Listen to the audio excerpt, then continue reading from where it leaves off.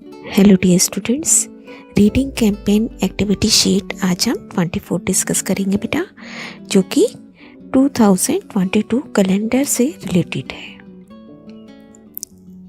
देखिए, ये हमारे सामने इस साल का कैलेंडर है। कैलेंडर के बारे में आप बेटा बहुत सी बातें जानते भी हैं ना। एक साल में कितने दिन होते हैं? 365 दिन।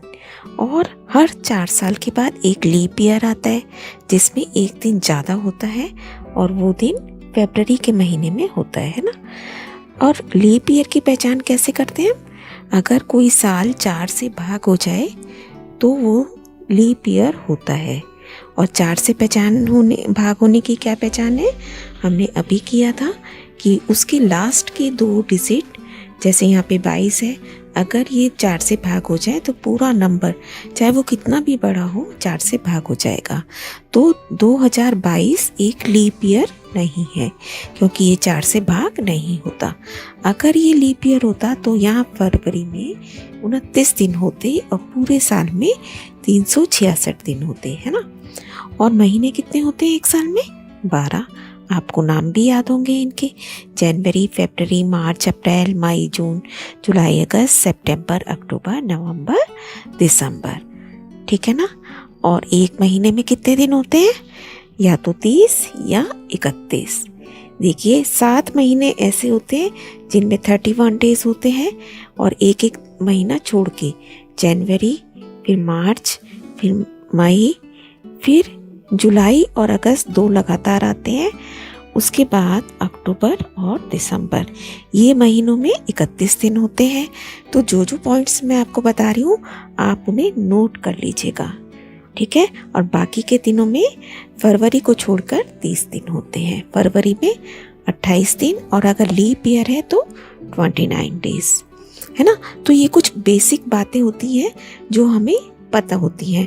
हम इसका डेली यूज़ भी करते हैं। कोई भी इम्पॉर्टेंट हमें डेट देखनी होती है या कुछ भी, कि कौन सा फेस्टिवल किस दिन आएगा, हम फ़ौरन कैलेंडर देखते हैं ना। आप भी देखते होंगे। और भी आप इसको चाहें तो और इंटरेस्टिंग बातें हमें कैलेंडर से पता चल सकती हैं। जैसे आप एक किसी भी लाइन का देखिए, यहाँ पे 30 है, यहाँ 2 है। 30 जमा 2 32। अब इससे ऊपर देखिए 23 जमा 9, ये भी कितना हुआ? 32। जो बीच में एक अकेला नंबर बचा वो 32 का आधा है। ऐसे ही अगर इस तरीके से देखेंगे, यहाँ 2 है, यहाँ 8 है। 8 जमा 2 10। 3 जमा 7 ये भी 10। 4 जमा 6 ये भी 10। और जो बीच का नंबर है वो 10 का आधा है।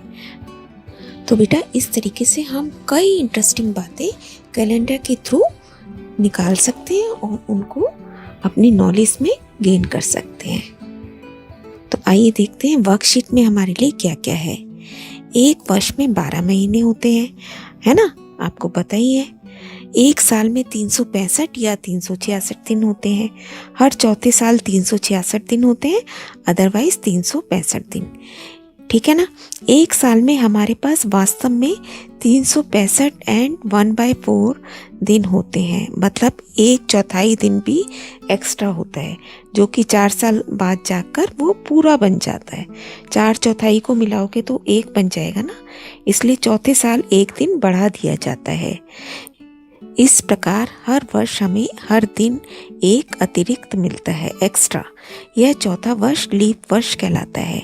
एक लीप वर्ष के अंतिम 2 अंक 4 से विभाज्य होते हैं। अंतिम 2 अंक अगर विभाज्य हो गए तो पूरी संख्या 4 से विभाज्य हो जाती है। जैसे 2012, 2016, 2020, और अगला कौन सा आएगा? 2024। हर 4 साल बाद आएगा। तो उसके बाद 2028 एंड सो ऑन। अब बेटा आगे ये बताया गया है कि जनवरी, मार्च, मई, जुलाई, अगस्त, अक्टूबर और दिसंबर में 31 दिन होते हैं। वो हमने पहले भी डिस्कस कर लिया है। और बाकी में 30 दिन होते हैं फरवरी को छोड़कर। फरवरी में 28 दिन होते हैं, और लीप वर्ष में फरवरी में 29 दिन होते हैं। एक सप्ताह में 7 दिन होते हैं: रविवार, सोमवार, मंगलवार, बुधवार, गुरुवार, शुक्रवार और शनिवार। आप इनके इंग्लिश में भी नाम लिखिए और हिंदी में भी, ऐसे महीनों के भी इंग्लिश में भी हिंदी में भी। उसके बाद उसने बोला है कैलेंडर में आज की तारीख ढूंढें और उस पर गोला लगाएं।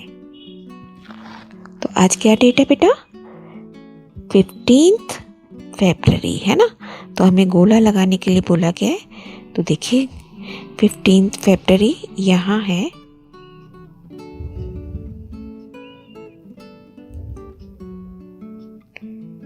ये हमने इसको सर्कल कर दिया, ठीक है ना।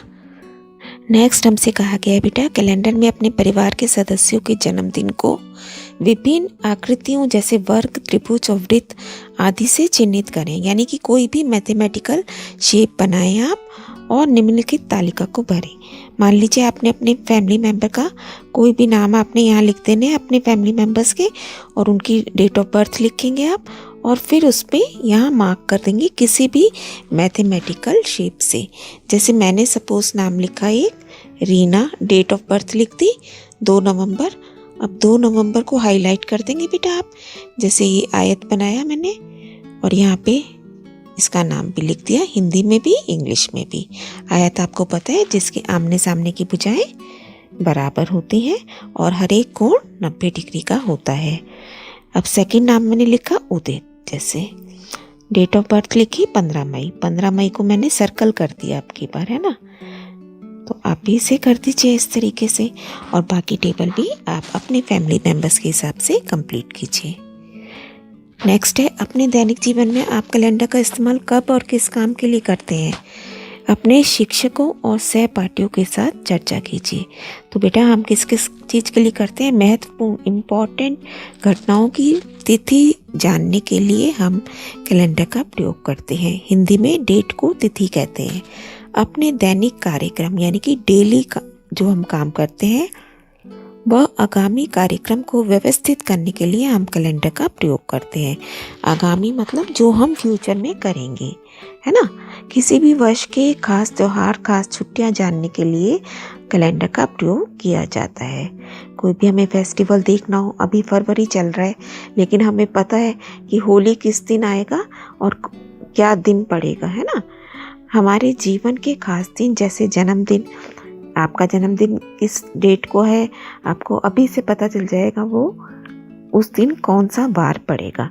विवाह समारोह की तिथि या कोई भी इम्पोर्टेंट हमें काम करना होता है, हम कैलेंडर को ज़रूर डिस्कस करते हैं, ना, उसका यूज़ करते हैं, उसमें से देखकर अपना कार्यक्रम फिक्स करते हैं। तो आप भी कुछ और पॉइंट्स लिखना चाहते हैं तो यहाँ लिखिए बेटा। और इसके साथ ही आपको पता है हमने एक सुंदर सा प्रोजेक्ट भी बनाया था कैलेंडर के ऊपर जनवरी में, है ना। तो वो भी मैं साथ में अटैच कर रही हूँ। कीप ऑन लर्निंग बेटा, स्टे ब्लेस्ड।